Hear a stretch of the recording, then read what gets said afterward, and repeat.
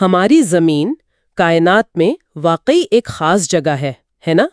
واحد سیارہ جہاں ہم جانتے ہیں کہ زندگی ہے، اور اس سب کی بنیاد پانی۔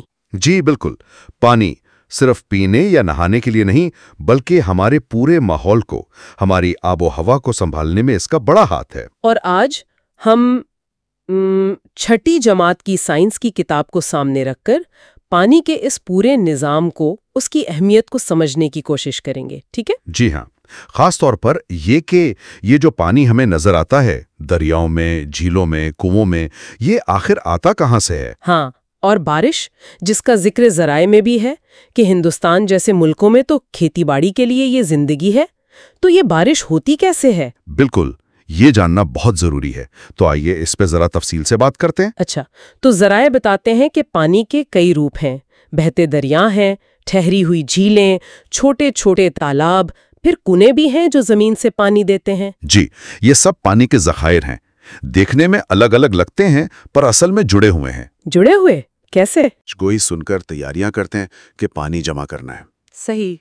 لیکن پھر سوال وہی آ جاتا ہے کہ یہ بادل جن سے بارش ہوتی ہے، ان میں اتنا پانی آتا کہاں سے ہے؟ یہ بادل خود کیسے بنتے ہیں؟ ہاں، یہ بات اکثر کتابوں میں اتنی واضح نہیں ہوتی، بس کہہ دیتے ہیں بادل سے بارش ہوتی ہے، پر بادل کا کیا؟ اس کا تعلق ایک بہت بنیادی سائنسی عمل سے ہے، جیسے ہم آبی چکر یا واٹر سائیکل کہتے ہیں۔ اچھا، واٹر سائیکل۔ جی، ہوتا یہ ہے کہ سورج کی گرمی پڑتی ہے سمندروں پر، دریاؤں پر، جھیلوں پر، تو پانی گرم ہو کر بخارات یعنی واٹر ویپر بن جاتا ہے۔ ٹھیک ہے۔ یہ بخارات ہلکے ہوتے ہیں تو اوپر اٹھتے ہیں ہوا میں۔ اس عمل کو کہتے ہیں تبخیر یا ایواپوریشن۔ تبخیر، ایواپوریشن۔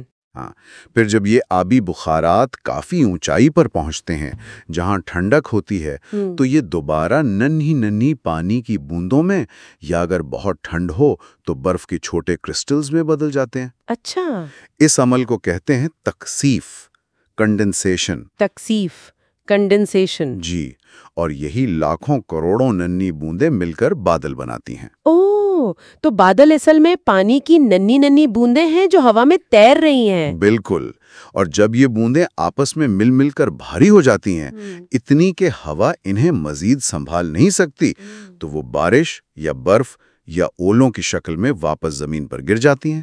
واہ، تو یہ پورا ایک چکر ہے، پانی زمین سے اڑتا ہے، بادل بنتا ہے، اور پھر واپس زمین پر آ جاتا ہے۔ کتنا دلچسپ نظام ہے۔ جی ہاں، ایک مسلسل چلنے والا قدرتی نظام۔ اور ہم اپنی روزمرہ زندگی میں تو ہر قدم پر پانی استعمال کرتے ہیں، پینے سے لے کر نہانے، دھونے، صفائی، پودوں کو دینے تک۔ بالکل، اور ذرائع میں کنووں کا بھی ذکر ہے، وہ بھی پانی کا ایک اہم ذریعہ ہے۔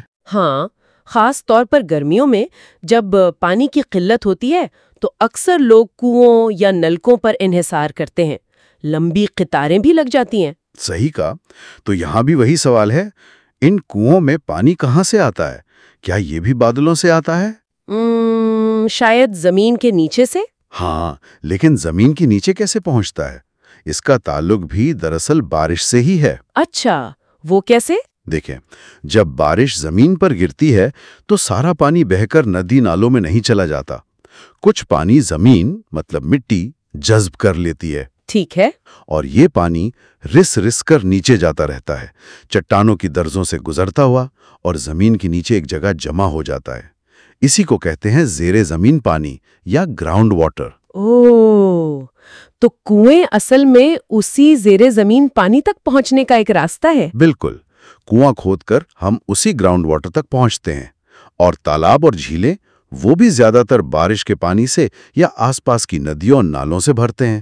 تو مطلب یہ ہوا کہ بارش صرف کھیتوں کو ہی سیراب نہیں کرتی، بلکہ ہمارے زیر زمین پانی کے ذخیروں کو بھی ریچارج کرتی ہے۔ جی ہاں، یہ سمجھنا بہت اہم ہے۔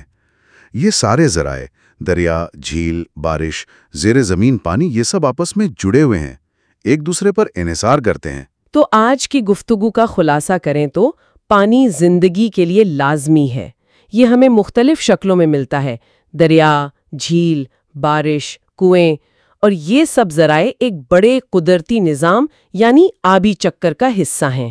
بالکل، तबखीर से पानी ऊपर जाता है, तकसीफ से बादल बनते हैं और फिर बारिश या बर्फबारी की सूरत में पानी वापस आता है जो दरियाओं को और ज़ेरे ज़मीन पानी को भरता है। और ये जानना कि बादल कैसे बनते हैं या कुओं में पानी कहाँ से आता है, ये सिर्फ साइंसी मालूमात नहीं है। नहीं, बिल्कुल नहीं। ये हमें एहसास दिलाता है कि पानी कितना कीमती है और ये निज़ाम कैसे काम करता है, और ये कि ये ज़राए महदूद भी हो सकते हैं। सही कहा। और इसी बात पर आज के लिए एक आखिरी सवाल या सोच छोड़ जाते हैं सबके लिए। जब हम ये समझ जाते हैं कि पानी का ये कुदरती निज़ाम कैसे चलता है और ये कि पानी के ज़राए ख़ास तौर पर ज़ेरे ज़मीन पानी लामहदूद नहीं है, उन्हें दोबारा भरने में वक्त लगता है जी, तो फिर इस कीमती वसीले को ख़ास तौर पर उन इलाकों में जहां इसकी कमी है, जिम्मेदारी से इस्तेमाल करने की हमारी क्या जिम्मेदारी बनती है? ये जानकारी हमें क्या करने पर मजबूर करती है, इनफरादी तौर पर भी और मिलकर भी?